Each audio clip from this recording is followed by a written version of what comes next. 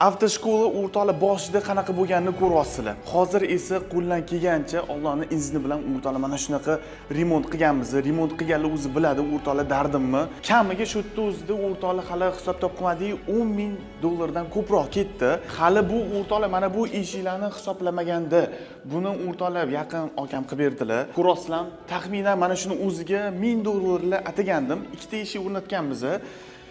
Qaranglar buni. $1000 ham turmaydi mana shu. Boshida menga 4-5 ta variant berdilar. Razmerimiz o'zi standartni, biz mana shu eng skromniy oppog'ini tanladik. Qaranglar buni полностью o'rtoqlar MDF og'irgina o'rtoqlar yopilishini ham qaranglar.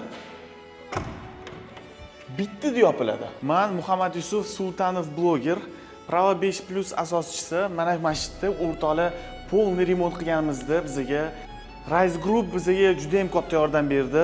Ikkita juda ham chiroyli MDF eshiklarni o'rnatib berishdi. Remont ustida turadigan akalar, bilaman, menga o'xshab sizlar ham byudjetni ekonom qilginglar keladi.